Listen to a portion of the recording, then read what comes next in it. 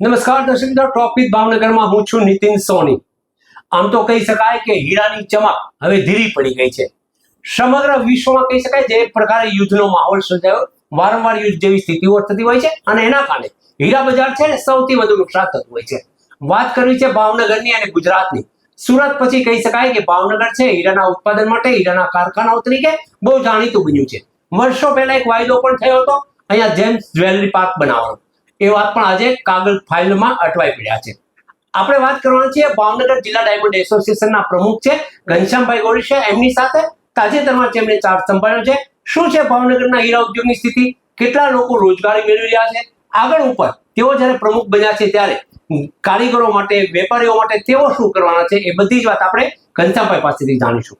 ઘનશ્યામભાઈ, પહેલા તો આપને ખૂબ ખૂબ અભિનંદન, ડાયમંડ એસોસિએશનના પ્રમુખ બન્યા છો.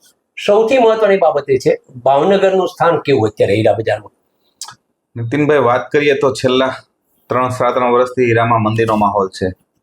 આજથી 3 વર્ષ તમે પાછળ જાઓ તો ભાવનગર જિલ્લામાં એક સારો સમય હતો હીરા માટે, અને જિલ્લામાં 2 લાખ લોકો હીરાથી સીધી રોજીરોટી મેળવતા હતા. કારખાનેદારો આવી ગયા, રત્ન કલાકારો આવી ગયા, વેપારીઓ આવી ગયા, બધાથી 2 લાખ લોકો હીરામાંથી રોજીરોટી મેળવતા. પણ રશિયા યુક્રેન યુદ્ધ શરૂઆત થયું ત્યારથી હીરાની માઠી અસર શરૂ થયું એવું લાગે છે. અને 3 વર્ષના સમયાંતરે આજે કદાચ 50% માણસો હીરામાંથી રોજીરોટી ગુમાવી ચૂક્યા છે અથવા બીજા ધંધામાં ડાયવર્ટ થઈ ગયા છે. ઘનશ્યામભાઈ, ખાસ કરીને વાત કરીએ ભાવનગર શહેર અને જિલ્લાની, ડાયમંડના કેટલા યુનિટો હશે, કેટલા લોકો, ખાસ કરીને મહિલાઓ પણ આ ક્ષેત્રમાં કામ કરતી હોય છે, કેવી અસર છે, શું કહેશો? ભાવનગર જિલ્લામાં અમુક વિસ્તાર વાઇઝ, ભાવનગર સિટી છે તો આપણે સિટીમાં જોઈએ તો 3 થી 4 એરિયામાં હીરાના કારખાના અને નિર્મલ હીરા બજારમાં હીરાની ટ્રેડિંગ ઓફિસો ચાલે છે. કુમદવાડી વિસ્તાર, રામાંતર મંદિર અને ઘોઘા જગતનગર વિસ્તારમાં 150, 200 કારખાનાઓ હીરાના આવેલા છે. એમ હીરા બજારમાં જે તે સમયે 2000-2500 ઓફિસો ધમધમતી હતી, જે આજે કદાચ 1000 ઓફિસો શરૂ હશે કે જે ડાયમંડ ટ્રેડિંગ ઓફિસો કહેવાય, અથવા ત્યાંથી માલ બીજે સપ્લાય થતો હોય.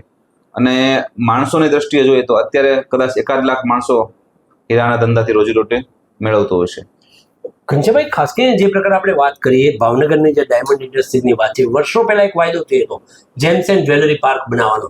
હજી પણ એ પૂરું થયું નથી વાયદો, શું કહેશો? મને એ સમય ખાસ યાદ છે કે જ્યારે નરેન્દ્ર મોદી સાહેબ મુખ્યમંત્રી હતા અને ગધેડિયા ફિલ્ડમાં કે જવાહર મેદાન કહીએ છીએ જે, ત્યાં 2007માં મને અંદાજ છે ત્યારે કીધેલું કે હું ભાવનગરને જેમ્સ એન્ડ જ્વેલરી પાર્ક આપું છું, એની માટે જગ્યા પણ એલોટ થઈ ગયેલી. હું તો 2020-21માં જિલ્લા ડાયમંડ એસોસિએશનનો પ્રમુખ થયો. પહેલા સમયમાં ક્યાંથી અટવાનું, કોઈની મને ઈચ્છા, કોઈની પોતાની ઈચ્છા નહીં હોય, ઈચ્છા હતી. જો જેમ્સ એન્ડ જ્વેલરી પાર્ક ભાવનગરમાં થયો હોત તો હું આજે પણ છાતી ઠોકીને પ્રૂફ ને ટેકનિકલી સમજાવી શકું કે ભાવનગરની રોનક કંઈક અલગ હોત. અચ્છા સાહેબ, ન થવા પાછળનું કારણ શું લાગે છે, અને થાય તો શું ફાયદો? ન થવા પાછળનું કારણ મને જે તે સમયે અમે અંદર ઉતરીને જાણ્યું તો કોઈ રાજકીય ઈચ્છા શક્તિ અથવા કોઈ રાજકીય કાવા દાવા, કોઈને સમયાંતરે પક્ષાપક્ષીમાં પડીને જે વેપારીનું હિત ન વિચાર્યું, એને કારણે જેમ્સ એન્ડ જ્વેલરી પાર્ક ભાવનગરને ન મળ્યો. જો મળ્યો હોત તો આજે ભાવનગરની પરિસ્થિતિ અલગ હોત. એનું તમને ટેકનિકલી સમજાવું. અત્યારે જે 2-3 વર્ષમાં ટ્રેન્ડ જ્વેલરીનો ટ્રેન્ડ ઉપર ગયું છે, જે સીવીડી ડાયમંડ અને લેબગ્રોન ડાયમંડ આવવાથી માણસો જે રિયલની બદલે સીવીડીમાં વળ્યા, એમાં માણસો જ્વેલરી તરફ વધારે વળ્યા છે. આજથી અમારી વાત કરીએ, અમે પણ હીરામાં છીએ, છતાં પણ 10 વર્ષ પહેલા કોઈ અમારા ઘરે પ્રસંગ હોય તો કોઈ જ્વેલરી પહેરતું ન હતું. આજે ટ્રેન્ડ બદલાણો છે કે હરેક પ્રસંગમાં કોઈ જ્વેલરીની ગિફ્ટ આપી, જ્વેલરીના દાગીના બનાવવા. તો જ્વેલરી પાર્ક બન્યો હોત તો અહીંયા જ્વેલરી તૈયાર થતી હોત તો અત્યારે દુનિયાના નકશામાં કદાચ ભાવનગરનું નામ અહીંયા હોત. ઘનશ્યામભાઈ, વેપારીઓ હોય કે દલાલ હોય કે XYZ, એ તો કદાચ માનો કે મંદીનો માહોલ તો પોતાના દિવસો પસાર કરી શકે, પરંતુ ખાસ કરીને કારીગર વર્ગ છે એમની સ્થિતિ કેવી થાય છે, એમના માટે સરકારે શું કરવું જોઈએ આ પરિસ્થિતિમાં? તમારી વાત, પ્રશ્ન એકદમ વ્યાજબી છે. રત્ન કલાકારો છે એમાં પણ 50% સક્ષમ હોય છે અને 20-25% રત્ન કલાકારો એવા છે રોજનું કમાઈને રોજનું ખાવાવાળા હોય છે. એને જ્યારે આવી પરિસ્થિતિ આવતી હોય તો ઘણું ખરાબ થતું હોય છે. એમાં જે ગયા વર્ષે 1.25 વર્ષ પહેલા gems and jewellery national relief foundation છે મુંબઈ, એમના તરફથી મેં ભાવનગર જિલ્લામાં 3000 કીટો લોકોને આપી હતી કે જે રત્ન કલાકારો કામ કરતા હોય, રોજગારી ગુમાવી હોય અને 2-3 મહિના પૂરતું ચાલે એવું રાશન કીટ હોય. અને એક વીમો આવ્યો હતો 35,000 દર વર્ષે કે જેમાંથી જે પોતાનું સામાન્ય બીમારી હોય, 24 કલાક દાખલ થયા હોય તો એમાંથી એ લોકો એવો પ્રયત્ન મેં જેમ્સ એન્ડ જ્વેલરીના સહયોગથી કર્યો હતો. અને ગયા વર્ષે બીજી એક સરકારને રજૂઆત કરી કે આવો સમય ખરાબ ક્યારેય હીરાનો આવ્યો નથી, તો આમાં તમારે સમયાંતરે ધ્યાન આપો તો આમાંથી ઓક્સિજન રૂપે બહાર આવે. પણ એમાં સરકારે ભૂપેન્દ્રભાઈએ એક સારી મદદ કરી હતી કે 13,600 જે રત્ન કલાકારોના દીકરા હોય, ભણતા હોય, અને જે રત્ન કલાકાર રોજીરોટી ગુમાવી હોય, એને જે સ્કૂલની ફી હોય એમાં 13,600 રૂપિયા સરકારે સ્કૂલ ફી ભરી હતી. એવા ભાવનગરમાં 7,000 છોકરાઓની ફી સરકાર તરફથી ભરવામાં આવી હતી. તમે હવે જ્યારે પ્રમુખ છો, ભાવનગરના ડાયમંડ ઇન્ડસ્ટ્રીને આગળ લાવવા માટે, રત્ન કલાકારોને આગળ લાવવા માટે તમારી શું પ્રાથમિકતા? અમારો સતત પ્રયત્ન હોય છે કે ભાવનગરમાંથી માઇગ્રેશન અટકે, કે રત્નકલાકારો અહીંયા રહે, વેપારીઓ અહીંયા રહે અને એને પોતાનું ધંધાનું વાતાવરણ મળે. એની માટે સતત અમે પ્રયત્નશીલ હોઈએ છીએ છેલ્લા 5 વર્ષથી. અમારી જિલ્લા ડાયમંડ એસોસિએશનની ટીમ, અમે જ્યારે કોઈ વેપારીને અગવડતા પડતી હોય ત્યારે એને સવલતતા કેમ મળી રહે. અમે તમે જે બિલ્ડિંગમાં બેઠા છો, પહેલા એવું કોઈ સગવડતા નહોતી, તો એ બિલ્ડિંગમાં અમે એક એવી વ્યવસ્થા કરી છે, કોઈ વેપારી બહારથી આવે તો એમની માટે ગેસ્ટ રૂમ રાખ્યો છે.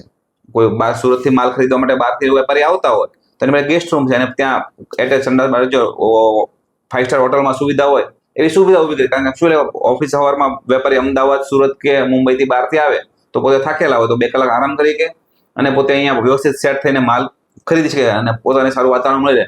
આવું વેપારી માટે, એમ રત્નકલાકાર માટે પણ સમયાંતરે કંઈક ને કંઈક એવું લાવતા હોય છે. કોઈ રત્નકલાકાર એવો હોય તો સરકાર તરફથી તો કદાચ પહેલી વાર આ ફીમાં અત્યારના 50 વર્ષના ઇતિહાસમાં મળી સહાય. બાકી સરકાર આમાં સહાયમાં ઓછું હોય છે, પણ એવા ઇન્ડસ્ટ્રીયલિસ્ટ હોય, માણસો પાસેથી રત્નકલાકારને જરૂર હોય તો કીટનું કે આર્થિક મદદ કરતા હોઈએ છીએ. માઇગ્રેશનની વાત આવી, છેલ્લો સવાલ, ભાવનગરમાંથી અનેક હીરા ઉદ્યોગપતિઓ છે એ બહાર ગયા છે, સુવિધા નથી મળતી, સરકારની નડતર છે, સુરક્ષા નથી, શું મુદ્દો છે?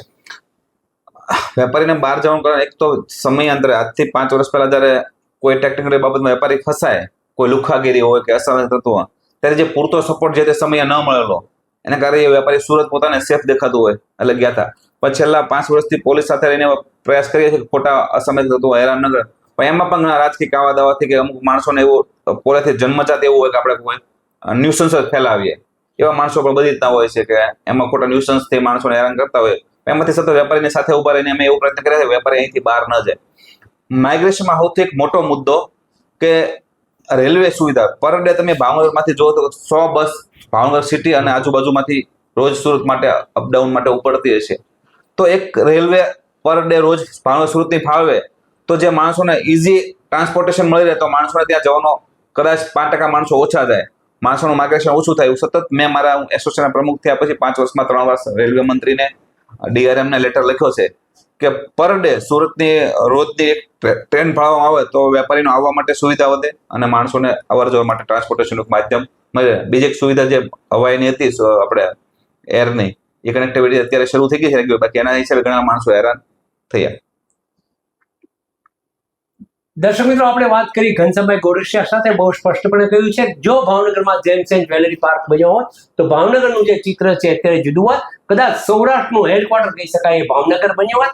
પણ પરંતુ ખેર, કમનસીબી છે ભાવનગરની રાજકીય નેતાઓ જે પ્રકારે રસ લેવો જોઈએ તે નથી લેતા, એવો પણ અફસોસ વ્યક્ત કરવામાં આવે છે.